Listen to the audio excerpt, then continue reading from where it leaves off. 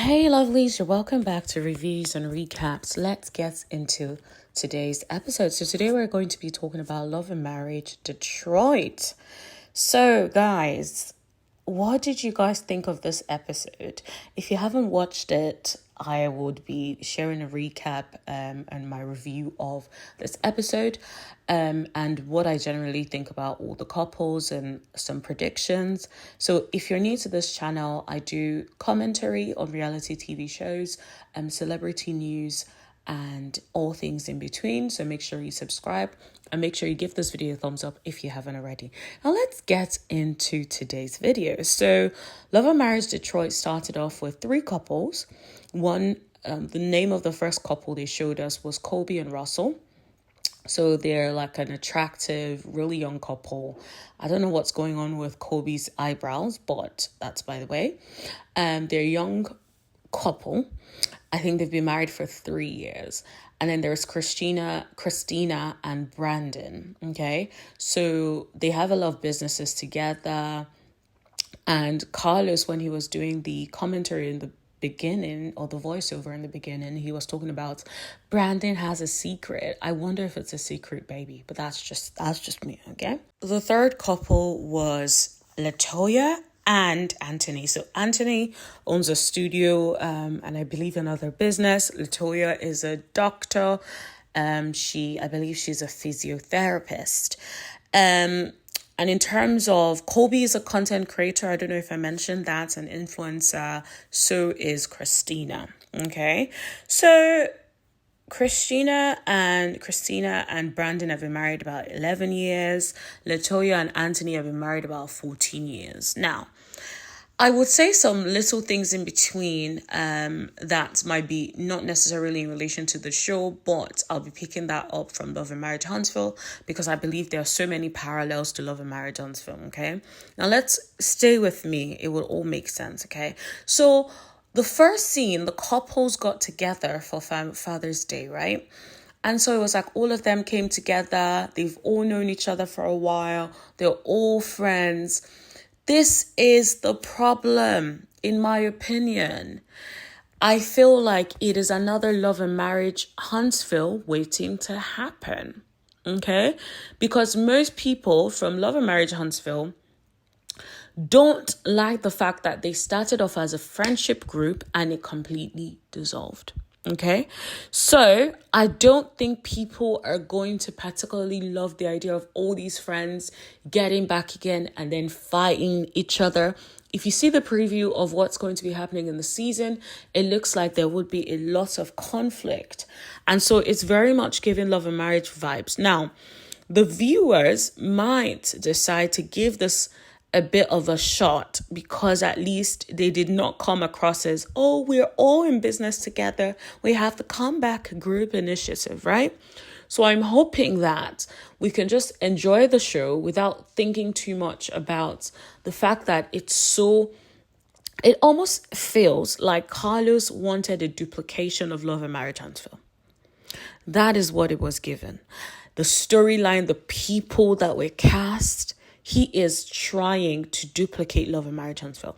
Now, I don't know if you guys agree with me. You can disagree on this channel. We can have a dialogue in the comment section. I love having good dialogues with you guys in the comment section when you guys agree or disagree with me. So let me know in the comment section below what you guys think of that. When you were watching this episode, did you see parallels with Love and Marriage Huntsville? And what did you think? Did you think that certain people on the show were reminding you of certain people at Love and Marriage Huntsville? Okay, let's continue. Let's go back to the show, okay? So I feel first thing I wrote, right, when I was thinking about this episode and watching it and taking a little bit of some notes, I was like, Brandon is one to watch. Even before we got like enough insight into, I was like, Brandon is one to watch. Why do I feel like he's going to be gaslighting? Why do I feel like he's going to be acting innocent, but he would be stabbing-ish, right? That was my first impression of Brandon. Let me know what your first impression of Brandon was. Okay, let's continue. So Christina, why do I keep calling her Christina? Christina. Goodness, I think it's because Christina is oh goodness. I think it's because it is KR and I'm used to CHRI. So no, like somewhere in my head it just comes up in that way. So guys, if I call her Christina, I apologize. That I don't know, for some reason, like this is just let's continue. Okay, so Christina was basically saying that, so initially the guys start talking about going on a guy's trip, right? Anthony starts saying to the ladies that we're going on a guy's trip and blah blah blah. So it wasn't even saying it like, guys, we're thinking of going on this, what you guys think? He was saying, we are telling y'all that we're going on a guy's trip. So of course the ladies weren't cool with it. Well, his wife seemed okay with it, his wife did not care. But then Colby and Christina did not really like that. Christina especially. Christina was like, are you telling me or are you asking me? And so Anthony was like, telling. And then Brandon did not say anything. Brandon was quiet. He did not say anything. And I thought, interesting. The dynamic between both of them is very, very concerning. And I think it will begin to unravel on the show. I can just feel it. Okay. So what it comes across as is that Christina doesn't want Brandon to like associate, like go out with the boys and all of that, which gives me the impression that she does not trust him. Like we'll come to find out later on why she doesn't trust him. But even before watching that, the first thing I said was, this woman does not trust this man. This woman is concerned that this man does not know how to act. Because why would I have an issue if my mandem wanted to go out with his boys and go on a trip? I'm like, well, you go. I'm going on a girls' trip. I'm going to hang out with my girls, like have fun. And I'm going to have fun too. So the fact that she seemed very adamant about it, very concerned about it, very insecure about it, I'm like, there is something there that we need to explore. Okay. So moving on to the next scene now. Colby and Christina, like I said at the start, they're influencers and pastors' kids, apparently, okay? So Christina was talking about basically going to be turning 40 soon. She was talking about like some of the stresses that she has with motherhood and getting Brandon to help, and that Brandon works a lot, and that she's been telling Brandon that he needs to help her out with the kids, and that it just feels like he leaves her with the kids and like is working a lot and stuff. So she's like, we made this baby together, you gotta help me out, right? And I'm like, I hear that. Like, at the end of the day, right, I understand people are like, okay, men are providers and stuff. And even if you're a provider, we both created these children, okay? Which means that we both have responsibilities to raise these children. The thing about children is children need both parents, right? They need the love and affection of their mother. They need the love and affection of their father. They need that different experience and different dynamic. And I feel like that's something that children should have.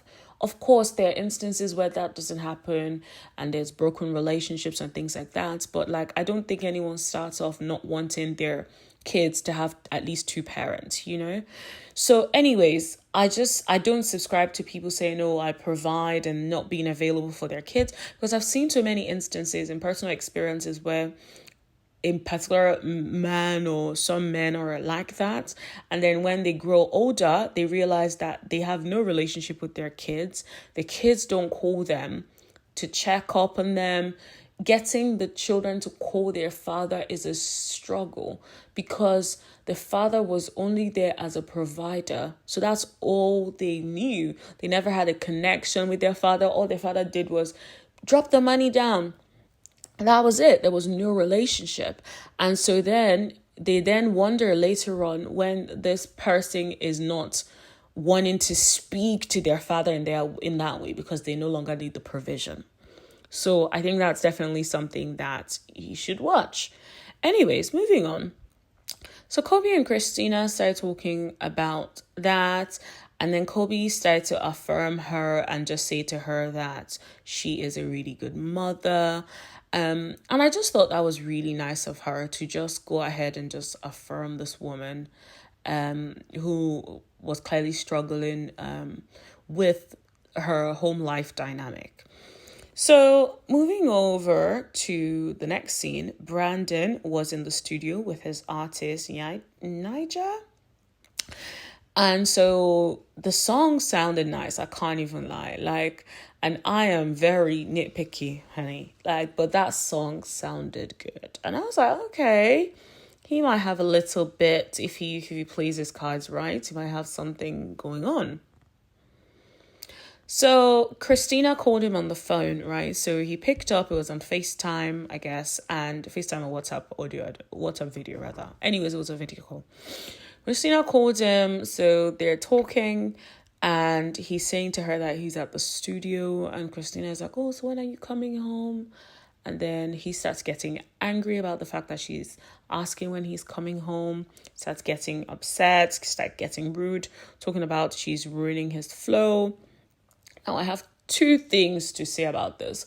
One, I feel like I completely understand basically from the position of an artist, a producer, a creative, where when you're in the middle of your creative space, you need to focus on that. You don't need any extra nonsense and things like that. Because as a creative, right, I could be in this zone, right, for like 20 minutes. That is my high optimum point, right? I'm giving it my all in that 20 minutes. If someone calls me and then they're asking me stuff like that, right? Now, I am cool enough to be like, I'll be coming home later on at this. I'll talk to you later, babes. I gotta go. I need to be back in this zone, right? However, the way he handled it was completely wrong. But let me finish what I mean about the creative side. So the problem then is if I'm saying that to my partner on the phone and the partner keeps wanting to talk, by the time I finish the conversation, I probably don't want to do the creative stuff anymore. It goes in waves. And, if you're a creative, let me know in the comment section below if you get what I'm talking about, right? You start doing something, it's like you're really in the zone of writing. You're writing, it's flowing, then something breaks that process, and then you're really trying to get back in, but then they're on some raw, and then you're like, please, I ain't got time for this, right? So that's the creative side. Now, however, your wife asking you what time you are going to be coming home should not be a problem. However, what I get the impression that this is something that's happened so many times. There is a lot of things associated with him working in the studio, right? We will come to find out later, but there are a lot of things associated with him being in the studio, which is why it's a soft spot for her, which is why all of these things happen. The tricky thing about dating someone who is a producer or an artist like that is they tend to work long hours. They tend to work late. So sometimes you expect them home at like 12 a.m. You're not going to get them home at 12 a.m. right? So I'll give you an example. There was one time I was like really good friends with a really popular artist. I'm not going to mention names, right? Because we're friends no more. But anyways, so he wanted to go into the studio to make a song. And so we went into the studio and the studio process probably started somewhere around 11 in the night, right? And that was just when the creative juices were flowing, right? It was so random. It was like, oh, okay, I'm going to studio. I'm like, oh, okay, all right, let's go. So we went to the studio now. We're like 12 a.m. That's when the studio session pretty much started kicking off. 1 is when it's starting to get good. 2, 3 a.m. we're still there like, let's do that again. Teach this person how to say this particular words in the song. You know what I mean? Like it actually it was a long time. It was a process, honey. So I can only imagine if, like, let's say he was my mandem and I was calling him right in that moment, it would be like, girl, please, I'm at the studio, like, give me a minute, I need to focus on this, right? Let's get the song out. So I completely get that part of it. But because of what we've seen briefly about Brandon and the fact that in that conversation, I don't think Christina did anything wrong. She was pretty much just asking the man, when are you coming home? You can say, baby, I don't know right now. I just need to focus on this and then I'll call you back. Simple. That would have saved it. They have serious issues. Brandon is rude and doesn't know how to communicate. Christine is overbearing because of everything she's experienced, I believe. So now she's overcompensating. We'll talk about that in more detail shortly. But let's move on. So then Latoya and Anthony, right? So Anthony was basically teaching their son, like they were doing some sports activities together. It looks really fun. And I was like, you know what? I really like when I have children, like I think I definitely want to make sure that they're enrolled in like sports and things like that, because that actually feels like something that could help children focus and all of that. Anyways, sidebar. So then Anthony starts talking about the fact that he's going back to Atlanta soon. And Latoya was just there like, And then he's like, why do you always act like that when I bring up Atlanta? And so Latoya starts letting us in and talking about the fact that he basically upped and left and went to Atlanta without consulting her. He made the decision without consulting her. And this is the thing, right? Just because you are a leader does not mean that you don't communicate with your team. You don't listen to their opinions, honey. Yes, I know a lot of men like to be like, oh, I'm the leader. Yes, but you communicate. You get the opinion and feedback of your friends, of your team rather, right? As a leader, right? If you're running a team or whatever, I'm not going to just make decisions and not talk to the people within my team. I'm going to have the conversation with the people in my team. They're going to say how they feel about it. And then I would say, okay, I've heard what you've said, and I think this is what we should do. Period. Right? You need to involve them in the conversation, even if you ultimately make the decision. But it feels like Anthony does not do that. It feels like Anthony does the thinking by himself, consults no one, and then makes the decision, and then feels like everyone needs to comply. That is completely jacked up. That is terrible. That is a terrible way to be. That is not being a partner. That is not being a good teammate. That is completely off. So then she was struggling because she had to look after the children. She's also, bear in mind that this was during the pandemic. So she's a doctor dealing with COVID-P, I don't want to use, I've already said it, right? So dealing with that, right? And coming home to actually take care of the children. Like, as someone who had a parent who was a frontline worker, who was a nurse, coming home from work was really stressful for her. Like, she would literally make sure that we weren't downstairs. She would go straight to literally take off everything, disinfect it, put it in the washing machine straight away, make sure we're not in the same we're like upstairs, she's downstairs trying to sort that out. And then she would like disinfect every area from where she came into the bathroom, shower, everything before she sees us, before we even have any interactions, right? So that was what it was during that season. So I can only imagine how Latoya must have been feeling, having to deal with that without anyone by her side and having to deal with the children. So yeah, Anthony, do better. Anyways, finally, this was the final scene, honey, and a lot of things happened in that scene, okay? So it was Christina and Brandon's anniversary. And so he decided to take her to a lavender farm. He got her like a little band and then invited the rest of the couples, right? I just kept thinking, this gives me Love and Marriage Huntsville. It looks like a complete repeat of Love and Marriage Huntsville. Honestly, like the couples, like for instance, Anthony reminds me of Marsau. He really does. The way he speaks, the way he doesn't consult his wife, he reminds me of Marsau. He truly does. Brandon reminds me of Maurice. That's gaslighting behavior. That's acting like you don't know what's going on behavior, right? That is what I'm noticing at the moment. Let me know if you guys think that in the comment section below. So let's go back to that. So they all start talking. Christina starts asking Anthony about being a male chauvinist. And he was like, no, he isn't. And then he was trying to really explain that, he's just all about like male movement and males being successful and all of that. Went on like a long conversation about that. I was like, do you know what?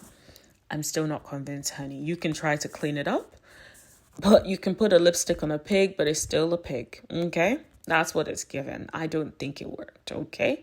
We will see more of that, but he's given me Marsau Scott from Love Marriage Huntsville vibes.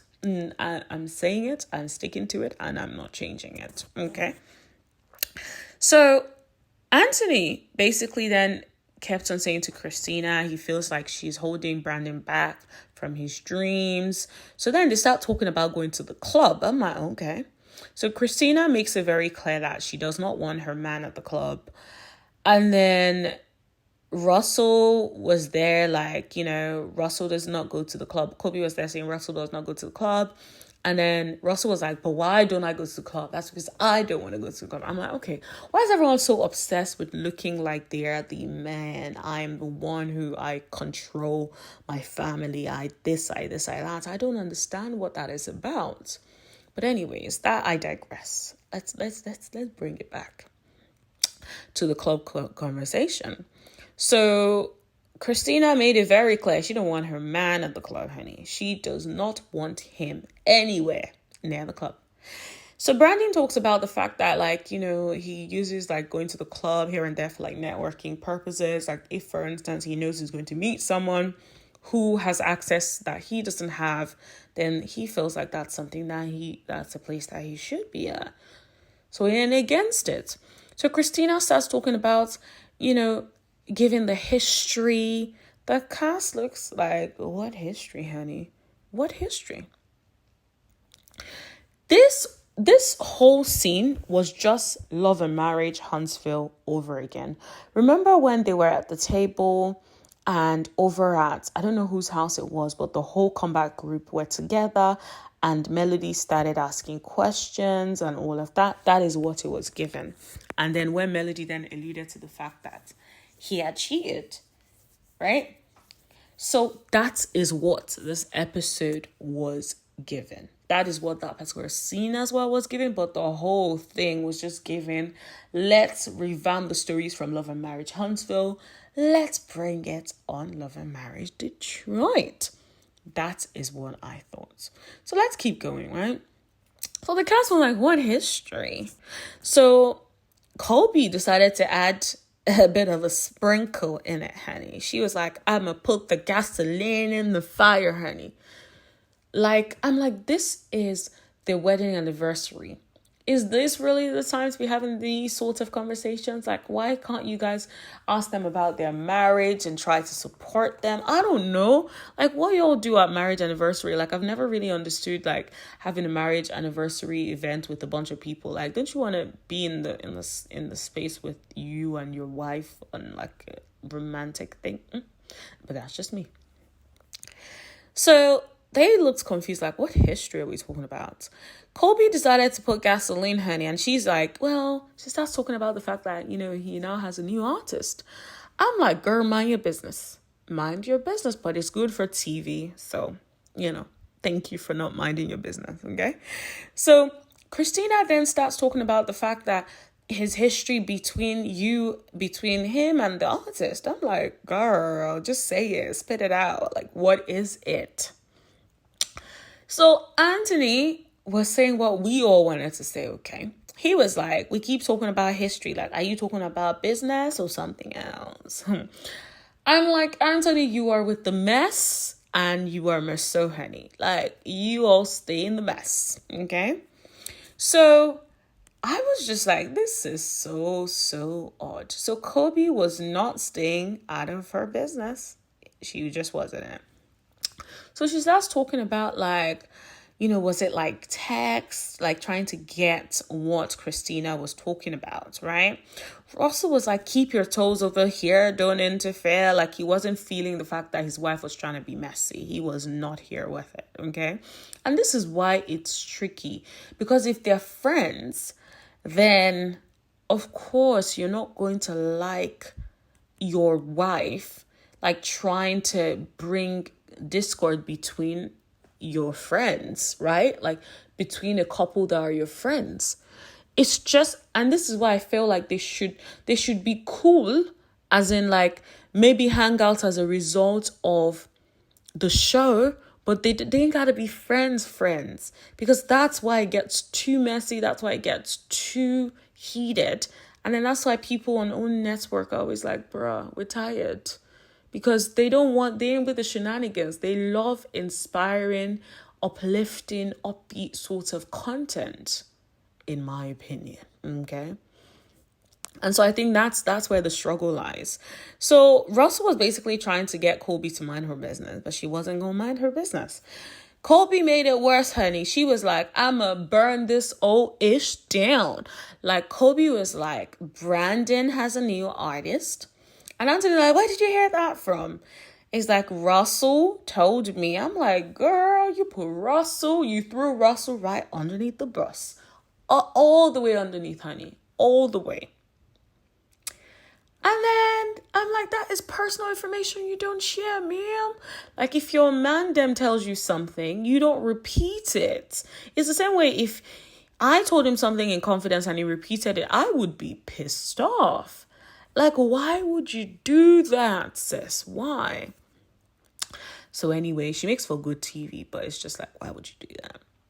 So Russell was like, stay out of their household, blah, blah, blah. She's like, I'm not in their household. I'm like, girl, you are, but it's cool. It's cool for TV. It's cool. But anyways, Christina was pissed off. She was upset, honey. She was like, you're taking time away from me and our family by having an artist, by signing an artist. Now, I understand what she means by how you finna sign an artist and not tell me before you sign the artist, before the contract is out. Like, why wouldn't you not do that? It doesn't make any sense. It comes across as you're hiding stuff from your wife. That is a problem. However, right? This is what he does, right? He is a producer. He is going to have artists. So when she was saying that, oh, you having this artist is going to take time away from me and my family and da-da-da. And I completely agree, but that's his job. He has to sign artists. He has to work with artists. That's the job. That's who you married. That is what he does. Now, don't get me wrong. I have empathy for the fact that he has clearly done something and stepped out in some way, right? I get it. So I agree that he needs to be more upfront with the information, i.e. should have said from day one, there's this artist I found, I think she'd be a good fit. I'm thinking of signing her. Do you want to come to the meeting just so you can feel comfortable? You don't have to say anything, just be in the background observing. And we can just like discuss and then maybe sign the deal, right? That's what he should have done, because for someone, when you stepped out before, you have to do everything to try to make this person get the trust back and really know that like you're being very upfront. When you start to be deceitful, when you start to hide information, it takes that person back to where they were. And then it makes things upsetting for them. So whilst I feel like Christina is overbearing, it's because she has dealt with a man who has stepped out in some way. And so now she is trying to prevent it from happening again. But sister, you can't prevent it from happening again. He would have to do that by himself. He would have to do better. You are going to drive yourself crazy trying to control this man, trying to stop him from doing things that he would normally do, trying to stop his business move. It ain't going to work. You guys will end up being unhappy. You would hurt yourself, and it's just going to be a bad sight. For me, I'm like, if someone cheats, steps out, whatever, and you choose to take them back, you have to also choose to let it go. I know it is hard. I know it is terrible. But if not, you're not going to have peace. If you're going to stay with someone that has stepped out, you need to let it go because you're not going to have peace. You will end up looking crazy. Did you see how Christina was looking crazy? She was really looking crazy, I hear. Right? With the way she's been acting in this one episode. But the truth is, the only reason she's acting like that is because of what she's experienced with this man. And so I feel Brandon should go above and beyond to make her feel comfortable, like I said. But at the same time, I think Christina needs to let it go. If not, she will wear herself out. She needs to chill. Take it down a few notches and chill. If you're going to stay with him like you have, you need to chill, sis. Don't stress yourself. Don't give yourself some high blood pressure, honey. Chill. In my opinion. Okay. Let me know what you guys think about that. Do you guys think I'm a bit too harsh towards her? Let me know in the comment section below. Now, one thing Christina did say to us in the confessionals is that Brandon had an emotional affair with another artist. I will take it a step further. I do not believe, and this is in my opinion and allegedly, I do not believe that this man only had an emotional affair. I honestly believe that he has been stepping in other ponds or a pond or another pond somewhere. I personally believe that. I completely believe that. There ain't nothing anyone can say to me. I completely believe that. Let me know what you guys thought. It was a really good first episode, I have to say. I enjoyed it. I saw too many parallels with Love and Marriage Huntsville, so I don't know how to feel about that. But the show itself, if I forget Love and Marriage Huntsville, the show itself on its merits seems like a really, really good show. And I'm excited to see what happens this season. What I can see is that it looks like Anthony and Marsau are friends. Why am I not surprised? That same mentality runs deep. So yeah, people flock to their own, don't they? Anyways, thank you very much for listening. Let me know in the comment section below what you guys thought of this episode. I definitely feel excited covering this show. Initially, I wasn't quite sure what shows I wanted to cover, and then this show came out, and I was like, do you know what? Let me cover this show. And I think I've missed a few episodes of Belle Collective, but let me know in the comment section below if you guys want me to start covering Belle Collective, because I can do that. Also, I've been watching Love and Hip Hop Atlanta. Let me know if you guys want me to cover that as well in the comment section below. And also, if you've come to the end of this video and you still haven't subscribed, girl, what are you doing? Please subscribe and make sure you tap that bell so you know every time I post. And also make sure you give this video a thumbs up so other people can find the content. Thank you very much for listening, and I will see you guys later. Bye.